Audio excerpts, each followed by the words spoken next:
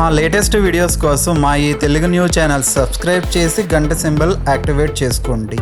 రేపు 4వ శ్రావణ గురువారం, పైగా కృష్ణాష్టమి తర్వాత రోజు కాబట్టి ఈ పండు తింటే చాలు బంగారం కొంటూనే ఉంటారు. పట్టిందల్లా బంగారం అవుతుంది. తాకట్టులో ఉన్న బంగారాన్ని విడిపించుకుంటారు. బంగారం మీ వైపు బాగా ఆకర్షింపబడుతోంది. మీ జీవితం బంగారుమయమవుతుంది. చాలామంది ఆడవారు బంగారం కొనుక్కోవాలని ఆశపడుతూ ఉంటారు. పక్కింటి ఆడవారు, పొరుగింటి ఆడవారు, స్నేహితుల్లోని ఆడవారు, బంధువులలోని ఆడవారు, ఇలా వేరేవారు బంగారాన్ని కొంటే చూసి అయ్యో నాకు బంగారం లేదే, బంగారం కొనే స్తోమత లేదే అని బాధపడిపోతూ ఉంటారు. ఇలా బంగారం కొనే స్తోమత ఎందుకు రాదంటే మీ జాతకంలో గ్రహాలు అనుకూలంగా లేవని అర్థం. ముఖ్యంగా బంగారం కొనుక్కోవాలంటే గురుగ్రహం మీకు అనుకూలంగా మారాలి.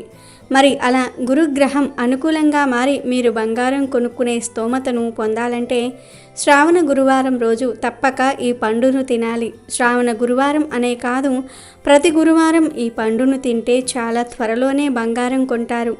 బంగారం కొనుక్కోవాలి అనే కోరిక ఉన్న ప్రతి ఒక్కరూ కూడా ఈ పండును తప్పక తినాలి. మరి ఇంతకీ గురువారం రోజు ఏ పండును తినాలి అనే విషయాన్ని ఇప్పుడు మనం ఈ వీడియోలో వివరంగా తెలుసుకుందాం.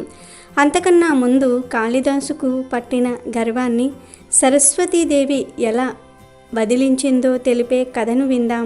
ఫ్రెండ్స్, ఫస్ట్ అయితే ఈ వీడియోకి ఒక లైక్ కొట్టి మా ఛానల్ని సబ్స్క్రైబ్ చేసుకోవటం మర్చిపోవద్దు. కాళిదాసు మగధను పరిపాలించిన శుంగరాజుల కాలం నాటి కవి. అంటే క్రీస్తు పూర్వం 185 నుండి 141 మధ్యకాలం నాటి కవి.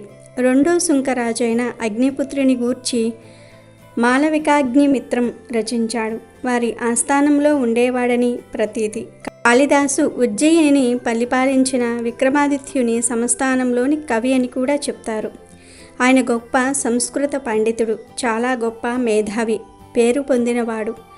అభిజ్ఞాన శకుంతలం, మేఘ సందేశం వంటి కావ్యాలు రచించి పండితుల ప్రశంసలు పొందిన గొప్ప కవి. నేటికి సంస్కృతంలో గొప్ప కవిగా కీర్తి ప్రతిష్టలు సంపాదించిన కవి కాళిదాసు. విద్య, అధికారము, ధనము సహజముగా ఎలాంటి వారిలోనైనా సరే గర్వాన్ని కలుగజేస్తాయి. మహాకవి కాళిదాసు విషయంలో కూడా అదే జరిగింది. సాక్షాత్తు సరస్వతీదేవి కాళిదాసు గర్వాన్ని ఎలా పటాపంచలు చేసిందో ఈ చిన్న కథ ద్వారా తెలుసుకుందాం. ఒకనాడు మండు వేసవిలో మిట్ట మధ్యాహ్నం వేళ కాళిదాసు ఒక గ్రామానికి చేరుకున్నాడు. అతనికి దాహం వెయ్యటంతో ఓ గుడిసె దగ్గర ఆగి దాహంగా ఉంది, కాసిన్ని మంచినీళ్లు ఇవ్వండి అని ఆ గుడిసెలోని వాళ్ళను అడిగాడు. ఆ గుడిసెలో నుండి ఒక ముసలావిడ బయటకు వచ్చి కాళిదాసును చూసి మీరు ఎవరు, ఎక్కడి నుంచి వస్తూ ఉన్నారు అని అడిగింది. ఈ ప్రశ్న విని కాళిదాసుకు బోలెడు ఆశ్చర్యం వేసి, నేనెవరో మీకు తెలియదా? నేను పెద్ద పండితుడిని. ఈ రాజ్యంలో నా గురించి ఎవరిని అడిగినా చెప్తారు అని అంటాడు. అప్పుడు ఆ ముసలావిడ నవ్వి, ఆహా, మీరు అంత గొప్ప పండితులా? అయితే నాకు ప్రపంచంలో 2 బలవంతులు ఎవ్వరో చెప్పండి అంది. కాళిదాసు కాసేపు ఆలోచించి, నాకు వారెవరో తెలియదు, నా గొంతు ఎండిపోతుంది, ముందు త్రాగడానికి నీళ్లు ఇవ్వండి అని వినయంగా అడిగాడు. అప్పుడు ఆ ముసలావిడ తన ప్రశ్నకు జవాబుగా, ప్రపంచంలో 2 బలవంతులు, ఆకలి, దాహము. ఇప్పుడు చెప్పండి మీరు ఎవరు అని అడిగింది. దానికి జవాబుగా కాళిదాసు నేను బాటసారిని అని సమాధానం ఇచ్చాడు. వెంటనే ఆ ముసలావిడ, ఆహా అలాగా, అయితే ఈ లోకంలో అలసిపోకుండా సంచరించే 2 బాటసారులు ఎవరో చెప్పండి అని అడిగింది. ఈ ప్రశ్నకు తెల్లమొహము వేసిన కాళిదాసు, అమ్మా, దాహంతో చచ్చిపోయేటట్లున్నాను, ముందు మంచినీళ్లు ఇవ్వండి అని ప్రాధేయపడ్డాడు. కానీ ముసలావిడ అదేమీ పట్టించుకోకుండా తన ప్రశ్నకు జవాబుగా సూర్య చంద్రులు అని జవాబిచ్చి, ఇప్పుడు మీరు ఎవరో చెప్పండి అంది. ఆ ప్రశ్నకు జవాబుగా కాళిదాసు దీనంగా నేను అతిథిని అని చెప్తాడు. అప్పుడు ముసలావిడ, మీరు అసత్యమాడుతున్నారు. ఈ సృష్టిలో అతిథులు ఇద్దరు. ఒకటి ధనము, రెండవది యవ్వనము. అవి ఎప్పుడు వస్తాయో ఎప్పుడు పోతాయో ఎవ్వరికీ తెలియదు అని అంటుంది. అప్పుడు కాళిదాసు, అమ్మ, నా సహనాన్ని, అజ్ఞానాన్ని తర్వాత పరీక్షించవచ్చు. ముందు కాసిన్ని మంచినీళ్లు ఇవ్వండి అని ప్రాధేయపూర్వకముగా అడిగాడు. కానీ ఆ ముసలావిడ అదేమీ పట్టించుకోకుండా ప్రపంచంలోని సహనశీలులు ఎవరో సెలవియ్యగలరా అని ప్రశ్నించింది. ఈ ప్రశ్నకు బిక్కమొహం వేసిన కాళిదాసుతో ముసలావిడ ఒకటి భూమి, రెండవది వృక్షము, ఇంతకీ మీరు ఎవరు చెప్పండి అని మళ్ళీ అడుగుతుంది. ఓపిక, సహనము నశించిన కాళిదాసు, నేను మూర్ఖుడిని, ఇప్పటికైనా ఈ మూర్ఖుడికి కాసిన్ని మంచినీళ్లు ఇస్తావా అని చిరాకు పడ్డాడు. దానికి ఆ ముసలావిడ నవ్వుతూ, ఇది నిజం కాదు, ఎందుకంటే ఈ రాజ్యంలో ఇద్దరు మూర్ఖులు ఉన్నారు. ఒకరు ఈ రాజ్యాన్ని ఏలే రాజు, రెండో వ్యక్తి ఆ రాజు మెప్పు ప్రాపకం కోసం అసత్య వాక్యాలు పలికే పండితుడు అని అన్న వెంటనే కాళిదాసుకు తత్వము అర్థమే కనువిప్పు కలిగింది. వెంటనే ఆ ముసలావిడ కాళ్ళ మీద పడి క్షమించమని అడిగి, అమ్మా మీరెవరు అని ప్రార్థించక కాళిదాసు ఎదుట సరస్వతీదేవి సాక్షాత్కరించింది. నాయనా, విద్యతో వినయము వృద్ధి చెందాలే కాని అహంకారము కాదు. కీర్తి ప్రతిష్టలు మాయలో పడిన నీ బుద్ధి సరిచేయడానికి ఈ పరీక్ష అనగానే కాళిదాసుకు మంచినీళ్లు తాక్కుండా దాహం తీరిపోయింది. విద్య వినయాన్ని పెంచాలి కానీ మనిషికి అహంకారాన్ని పెంచకూడదు.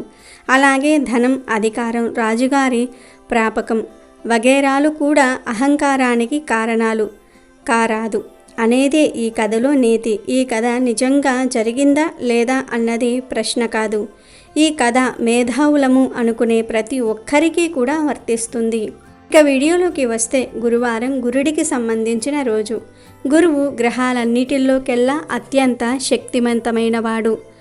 ఒక గురుగ్రహ అనుగ్రహం ఉంటే చాలు సకల ఐశ్వర్యాలు సిద్ధిస్తాయి. చాలామందికి బంగారం మీద మక్కువ ఎక్కువగా ఉంటుంది. అలాంటి వారు గురుగ్రహ బలాన్ని పెంచుకుంటే చక్కగా బంగారం కొనుక్కునే అవకాశం వస్తుంది. గురువుకి ఇష్టమైన రోజు గురువారం కాబట్టి గురువారం రోజు మీరు ఏం చేసినా చేయకపోయినా పసుపు రంగులో ఉండే పళ్లను ఎక్కువగా తింటే అమాంతం మీకు గురుబలం పెరుగుతుంది. సకల సంపదలు, సకల ఐశ్వర్యాలు సిద్ధిస్తాయి. విపరీతంగా బంగారం కొనుక్కునే యోగం కూడా వస్తుంది. అంటే కేజీల కొద్దీ బంగారం కొంటారని చెప్పలేము, కానీ మీరు కోరుకున్నంత బంగారాన్ని కొనుక్కుంటారు. అంటే మీరు సాటిస్ఫై అయ్యేంత బంగారాన్ని ఖచ్చితంగా కొంటారు. పసుపు రంగు పళ్ళు అంటే అరటి పళ్ళు, పైనాపిల్, మామిడి పండు. ఇలా ఈ పండ్లను తినాలి. మామిడి పండ్లు ఇప్పుడు దొరకవు కనుక బనానా, పైనాపిల్ తినండి. ఇలా శ్రావణ గురువారం రోజు పసుపు రంగులో ఉండే పళ్ళు తింటే తప్పక కోరినంత బంగారం కొంటారు. అలాగే గురువారం రోజు వీటితో పాటు శనగలను కూడా తినండి. చాలా త్వరగా మీ కోరిక తీరుతుంది. అదేవిధంగా బంగారం కొనాలనే కోరిక ఉన్నవారు గురువారం రోజు ఎల్లో కలర్ ఉండే బట్టలు ధరించండి.